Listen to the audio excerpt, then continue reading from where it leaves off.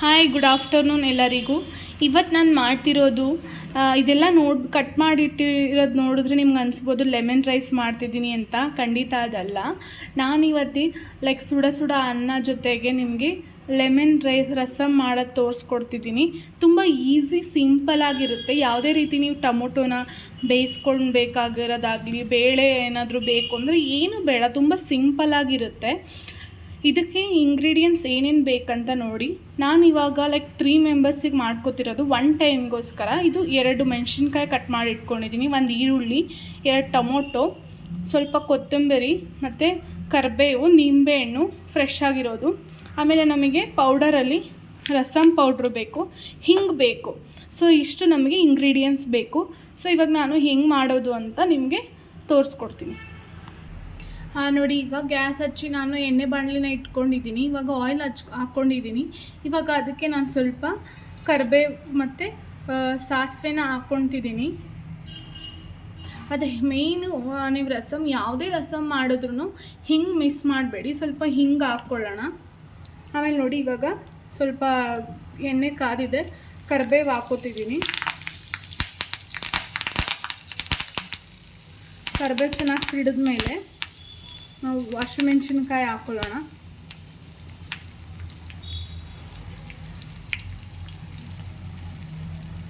Actually ನನ್ನ videos ಎಲ್ಲ ಇವಾಗ 2 ಡೇಸ್ ಆಯಿತು ಸ್ಟಾರ್ಟ್ ಮಾಡಿ. ಎಲ್ಲ ತುಂಬ ಚೆನ್ನಾಗಿ ವ್ಯೂಸ್ ಬರ್ತಿದೆ ಮತ್ತು ಸಪೋರ್ಟ್ ಮಾಡ್ತಿದ್ದೀರಾ. ಹೀಗೆ ನನ್ನ ವೀಡಿಯೋಸ್ ಎಲ್ಲ ನೋಡಿ ಸಪೋರ್ಟ್ ಮಾಡಿ. ಇನ್ನು ಪ್ರೀವಿಯಸ್ ಆಲ್ಮೋಸ್ಟ್ ಪ್ರೀವಿಯಸ್ ಡೇಸಲ್ಲಿ ನಾನು ಎಲ್ಲ ವೆಜ್ಜೇ ಹಾಕ್ತಿದ್ದೀನಿ. ಸೊ ನೆಕ್ಸ್ಟ್ ಬರೋ ದಿನಗಳಲ್ಲಿ ಒನ್ ಆಫ್ ಮೈ ಫ್ರೆಂಡ್ ಹೇಳಿದ್ದಾರೆ ನಾನ್ ವೆಜ್ ಟ್ರೈ ಮಾಡಿ ಅಂತ. ಸೊ ನಾನ್ ವೆಜ್ನು ಹಾಕ್ತೀನಿ ವಿಡಿಯೋ ಮಾಡಿ. ಇವಾಗ ನೋಡಿ, ಮೆಣಸಿನ್ಕಾಯಿ ಎಲ್ಲ ಚೆನ್ನಾಗಿ ಫ್ರೈ ಆಗಿದೆ. ಇವಾಗ ಹಸಿಮೆಣಸಿನ್ಕಾಯಿ ಹಾಕಾದ್ಮೇಲೆ ಈರುಳ್ಳಿ ಹಾಕ್ಕೊಳ್ಳೋಣ. ಸ್ವಲ್ಪ ಇದಕ್ಕೆ ಸಣ್ಣ ಸಣ್ಣದಾಗಿ ಹಚ್ಕೊಂಡ್ರೆ ಚೆನ್ನಾಗಿರುತ್ತೆ. ಓಕೆನಾ? ಇವಾಗ ಅದನ್ನು ಫ್ರೈ ಮಾಡ್ಕೊಳ್ಳೋಣ. ಇವಾಗ ನೋಡಿ, ಆನಿಯನ್ ಫುಲ್ ಎಲ್ಲ ಫ್ರೈ ಆಗೋಗಿದೆ. ಇವಾಗ ನಾವು ಫ್ರೈ ಆದಮೇಲೆ ಟೊಮೊಟೊ ಹಾಕ್ಕೊಳ್ಳೋಣ.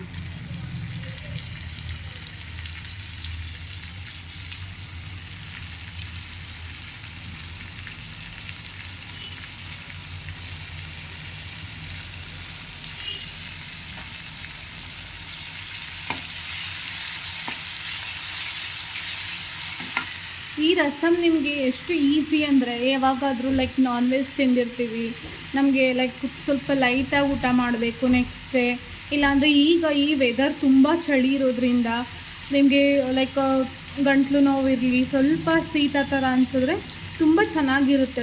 ನಿಮಗೆ ಖಾರ ಇರುತ್ತೆ ಮತ್ತು ಅದರಲ್ಲಿ ಹುಳಿ ಇರುತ್ತೆ. ಸೊ ಎಲ್ಲ ಬ್ಯಾಲೆನ್ಸ್ ಆಗಿ ತುಂಬ ಚೆನ್ನಾಗಿರುತ್ತೆ. ಇವಾಗ ನೋಡಿ, ಟೊಮೊಟೊ ಫ್ರೈ ಆಗ್ತಿದೆ. ಟೊಮೊಟೊ ಫ್ರೈ ಆಗಬೇಕು, ಚೆನ್ನಾಗಿ ಸಾಫ್ಟ್ ಆಗಬೇಕು ಅಂದರೆ ಇದಕ್ಕೆ ನಾವು ಅರಿಶಿನ ಪುಡಿ ಮತ್ತು ಸ್ವಲ್ಪ ಅರಿಶಿನ ಪುಡಿ ಹಾಕ್ಕೊಂಡಿದ್ದೀನಿ. ಇವಾಗ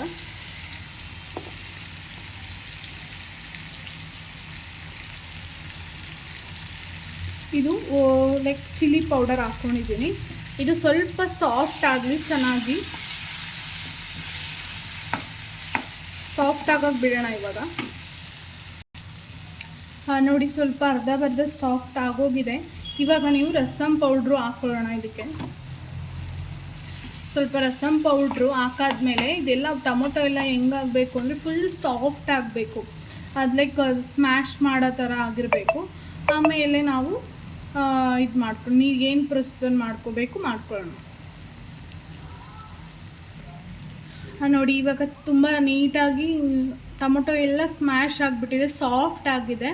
ಇವಾಗ ನಾವು ಕೊರಿಯಂಡರ್, ಲಾಸ್ಟು ಫೈನಲ್ ಟಚ್, ಇದಕ್ಕೆ ಕೊರಿಯಂಡರ್ ಹಾಕೋಣ. ಆಮೇಲೆ ಇವಾಗ ಕೊರಿಯಂಡರ್ ಹಾಕಾದ್ಮೇಲೆ ನಿಮ್ಗೆ ಇದಕ್ಕೆ ಎಷ್ಟು ಕ್ವಾಂಟಿಟಿ ನೀರು ಬೇಕು, ನಿಮ್ಗೆ ಇವಾಗ ಊಟ ಮಾಡೋಕ್ಕಾಗಲಿ ಅದರಲ್ಲಿ ನೀವು ಕುಡಿತೀನಿ ಅಂದರೆ ಎಷ್ಟು ಬೇಕೋ ಅಷ್ಟುನ ವಾಟರ್ ಹಾಕ್ಕೊಳ್ಳೋಣ. ಓಕೆನಾ? ಇವಾಗ ನೋಡಿ, ನಾನು 2.5 ಗ್ಲಾಸ್ ನೀರು ಹಾಕ್ಕೊಂಡಿದ್ದೀನಿ. ಇಲ್ಲಿ ನೋಡಿ, ನಾನು ಇದರಲ್ಲಿ 2.5 ಗ್ಲಾಸ್ ನೀರು ಹಾಕ್ಕೊಂಡಿದ್ದೀನಿ. ನಿಮಗೆ ಎಷ್ಟು ಬೇಕೋ ಅಷ್ಟನ್ನು ನೀವು ಹಾಕ್ಕೋಬೋದು. ಇವಾಗ ಇದು ಸ್ವಲ್ಪ ಬಾಯ್ಲ್ ಆಗೋಕ್ಕೆ ಬಿಡೋಣ. ಇಲ್ಲಿ ನಾನು ಒಂದೇ ಒಂದು ನಿಂಬೆಹಣ್ಣು ತೊಗೊಂಡಿದ್ದೀನಿ. ಅದನ್ನು ಚೆನ್ನಾಗಿ ಸ್ಕ್ವೀಸ್ ಮಾಡಿಕೊಂಡು ಲಾಸ್ಟಲ್ಲಿ ಅದು ಬಾಯ್ಲ್ ಆಗಿ ಎಲ್ಲ ಆದಮೇಲೆ ಅದಕ್ಕೆ ನಿಂಬೆಹಣ್ಣು ರಸನ ಹಾಕ್ಕೋಬೇಕು. ಇದಕ್ಕೆ ನೀವು ಲೈಕ್ ಮೆಣಸು ಪೌಡರ್ ಇಷ್ಟಪಡೋರು, ಲೈಕ್ ಸ್ವಲ್ಪ ಜಾಸ್ತಿ ಖಾರ ಬೇಕು ಅನ್ನೋರು ನೀವು ಅದಕ್ಕೆ ಮೆಣಸು ಪೌಡರ್ ಮಾಡಿ ಹಾಕೋಬೋದು. ನಾನು ಯಾಕೆ ಹಾಕ್ತಿಲ್ಲ ಅಂದರೆ ನಮ್ಮ ಮನೇಲಿ ಪಾಪು ಇರೋದ್ರಿಂದ ಅವನು ಅಷ್ಟು ಮೆಣಸು ಪೌಡರ್ ಹಾಕಿದ್ರೆ ಎಲ್ಲ ಊಟ ಮಾಡೋಕ್ಕೆ ತುಂಬ ಕಷ್ಟ ಆಗುತ್ತೆ, ಖಾರ ಅಂತ ಹೇಳ್ತಾನೆ. ಸೊ ಅದಕ್ಕೆ ನಾನಿಲ್ಲಿ ಮೆಣಸು ಪೌಡ್ರ್ ಹಾಕ್ಕೊತಿಲ್ಲ.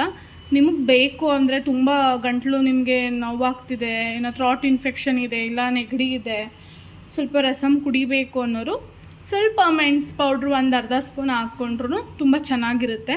ಇಷ್ಟೇ, ತುಂಬ ಸಿಂಪಲ್ಲು, ತುಂಬ ಈಸಿಯಾಗಿ ಆಗುತ್ತೆ. ಈ ಥರನೇ ರೆಸಿಪಿ ಬೇಕು ಅಂದರೆ ನನ್ನ ಪೇಜ್ನ ಫಾಲೋ ಮಾಡಿ, ಸಪೋರ್ಟ್ ಮಾಡಿ.